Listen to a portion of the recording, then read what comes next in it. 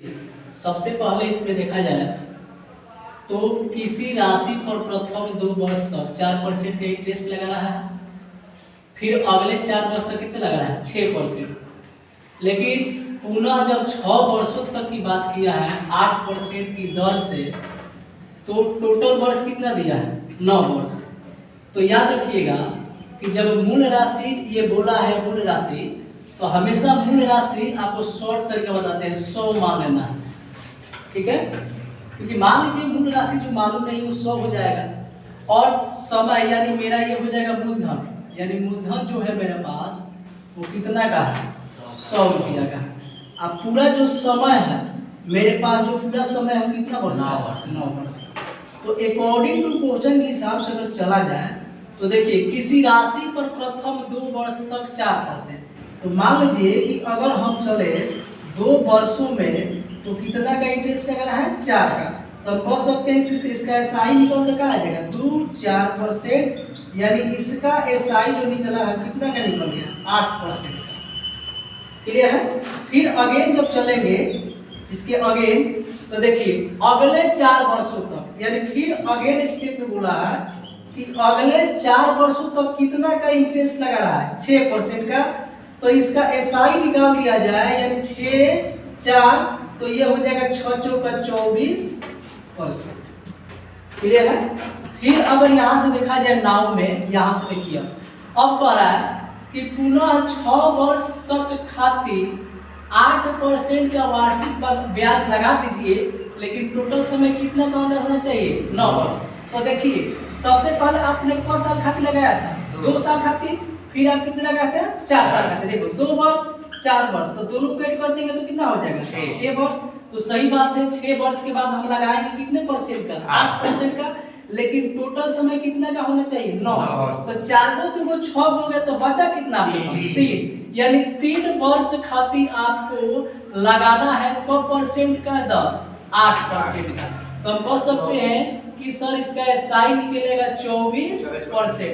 तो अगर total SI देखा जाए, यानी टोटल एसआई देखा जाए तो पहला कितना निकला था आपका, अब पहला निकला था 8, फिर 24 और फिर 24। तो 8, 24 और 24, तो कितना हो गया 56, यानी टोटल निकला 56%। ये 56% का जो एसआई दिया है तो ऑलरेडी आपको दिया है ना 1120 रुपया दिया है। तो बताइए कि हमको कितना परसेंट का निकालना है 100% का, क्योंकि मैंने स्टार्टिंग में लिख रखा है कि 100% का आपको निकालना है, 100% का आपको निकालना है। तो 100% का निकालिएगा तो आपको मालूम है कैसे निकालना है 11 20 100 अब बटा कौची 56। अब कटा लीजिए तो 6 दूना 12 मतलब 20, यानी आ गया 2000। एक करेक्ट आंसर आएगा 2000। समझ में आया।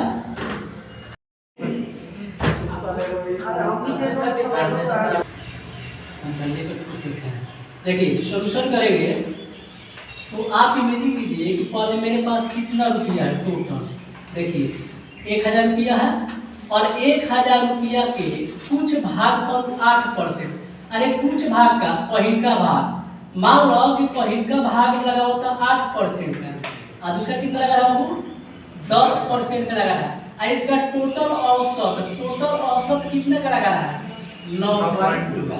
तो औसत बीच में यानी 9.2% का ये औसत लगा दिया। बात क्लियर है। तो आप इमेजिन कीजिए कि अगर देखा जाए इसको पूरी अगर व्याख्या देखा जाए तो ये 8% 10%, तो इसका एलगी मेथड से जब निकालेंगे फलस्वरूप, तो आप इमेजिन कीजिए कि ये 9 रुपया 20 पैसा है और 10 रुपया में जाएगा तो 0.80 पैसा, यानी 0 का बचेगा 8 बचेगा सपोज, ठीक है। और 9 रुपया 20 पैसा है तो इसमें से घटाएंगे कितना बचेगा 1.2 बचेगा। तो यानी आप इमेजिन कीजिए कि इसको घटा लेंगे बाबू तो 1.2 बचेगा। तो देखिए तो ये दशमलव और दशमलव का होगा निकल जाएगा। तो आप अनुपात में अब ले लीजिए इसको बेटर रहेगा। तो देखो 4 दूना 8 और 4 तिहाई 12, तो 4 दूना 8 और 4 तिहाई 12।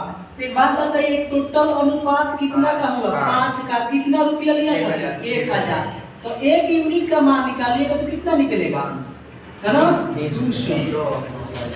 1 यूनिट का नहीं निकल जाएगा। तो देखिए तो हमारे पास टोटल अनुपात कितना का था, 2:3 का था। तो 1 यूनिट का मान 200 निकाला है, तो यहाँ 200 से गुणा, और फिर 1 यूनिट का मान यहाँ निकाला तो यहाँ से 200 गुणा। तो पहले भाग पर कितना होगा 400 और दूसरे भाग पर 600। तो पहले भाग पर 400 हुआ और दूसरे भाग पर 600। तो ये होगा मेरा आंसर। ठीक है,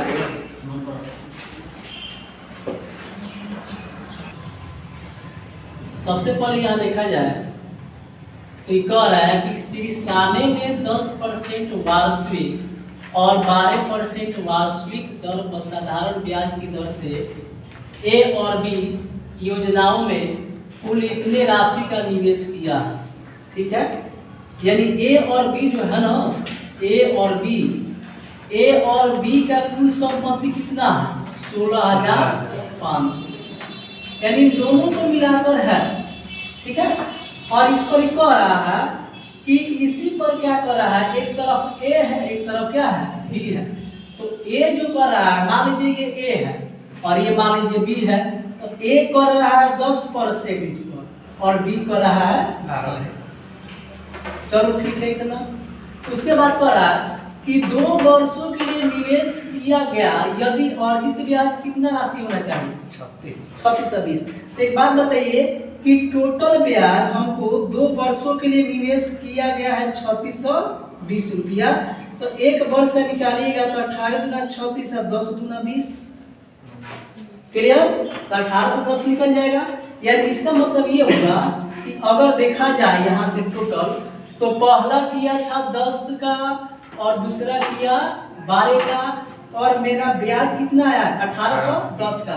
तो 1810 का आया है, तो कितने रुपया पर आया है, कितने रुपया पर आया है 16,000 कितना 500 पर आया है। अगुना में कितना 100।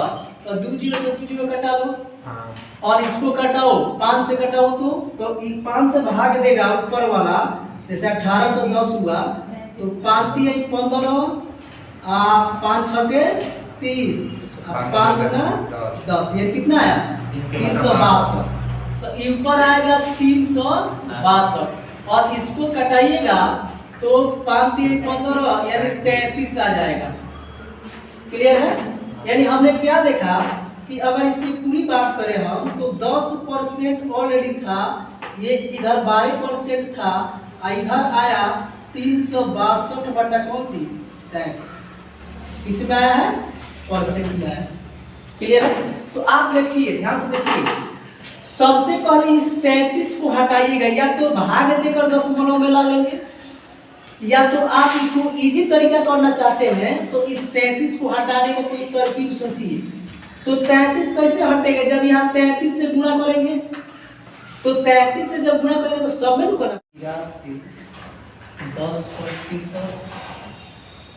10% की दर से साधारण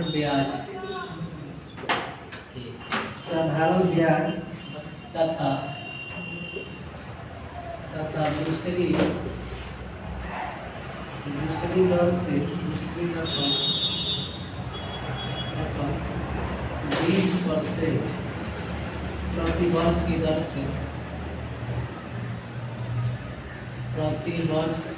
से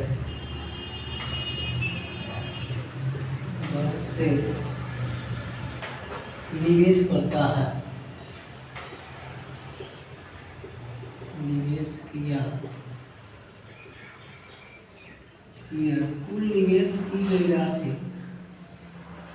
कुल निवेश की गई राशि एक वर्ष के अंत में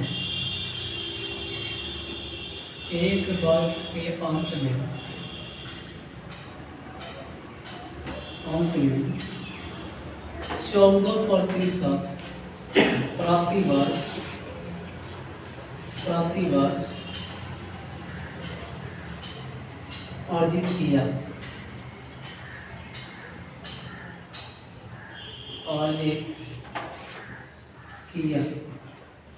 कुल कितनी राशि निवेश किया?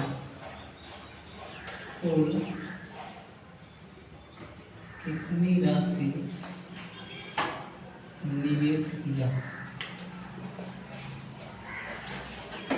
निवेश किया, कुल कितनी राशि निवेश किया? चलिए हम करेंगे इसको।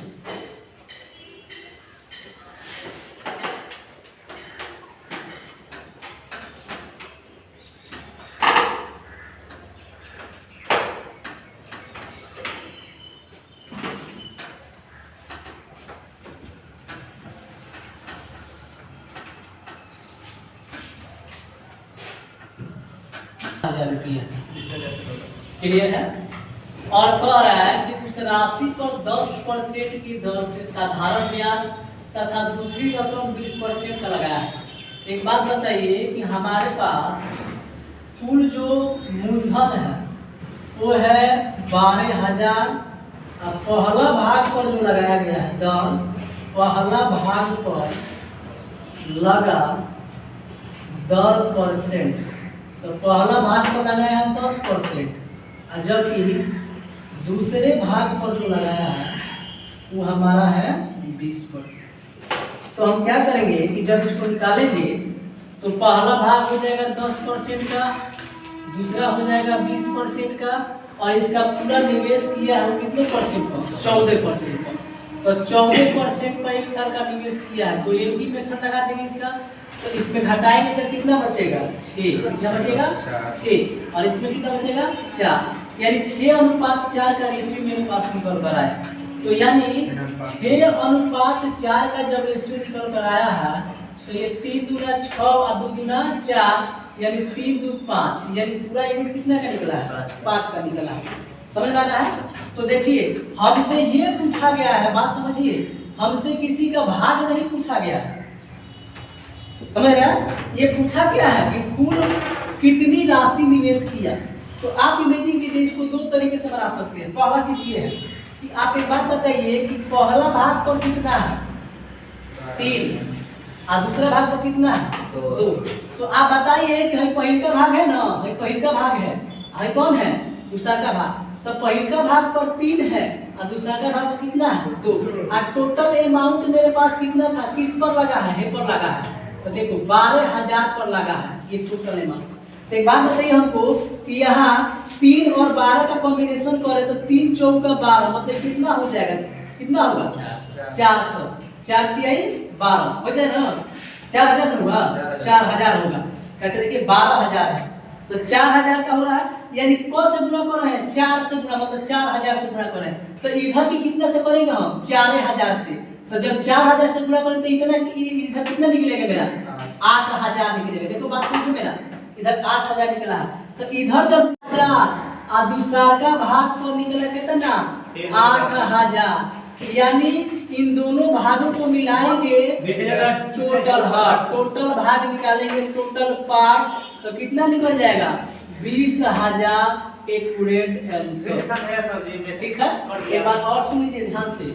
सबसे पहले मेरे पास 12,000 रुपया था, लेकिन सेंस लगाओ, सेंस।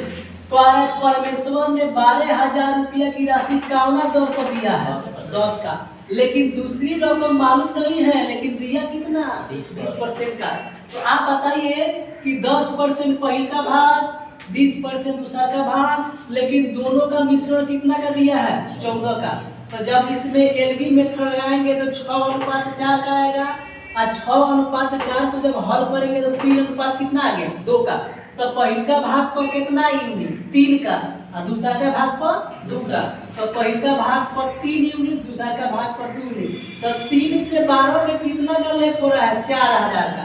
तो जब हेने 4,000 तो होनी तो 4,000, तो हेनियो 4,000 से गुणा करेंगे तो 3 चौका 12, मतलब पहिल का पर मिला है 12,000 और दूसरा का कितना मिला? 8,000। तो ये लिखा क्या है कि कुल कितनी राशि होगा? कुल कितनी राशि होगा? तो पहिल का भाग पर 12, दूसरा का पर 8, तो टोटल राशि कितना का होगा? 20,000 का होगा। क्लियर है? चलिए नोट कर लीजिए।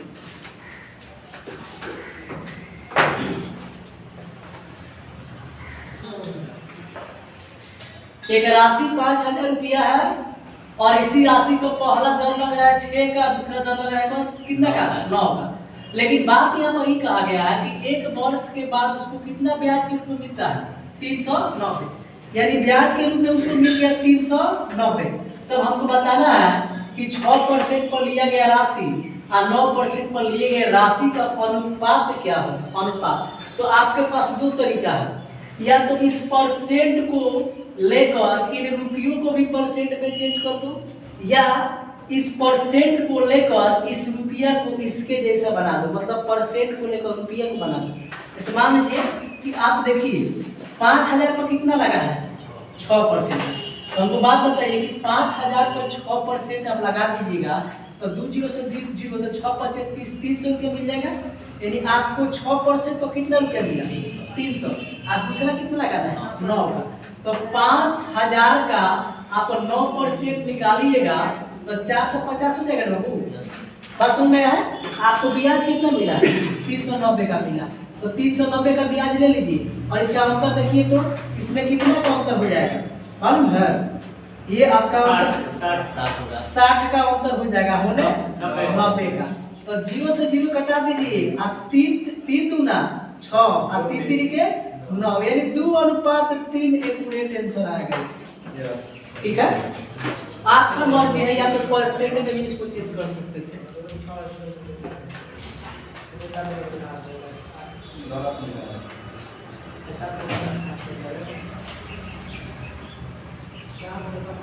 बताओ सर, मैं प्रकाश है, इतना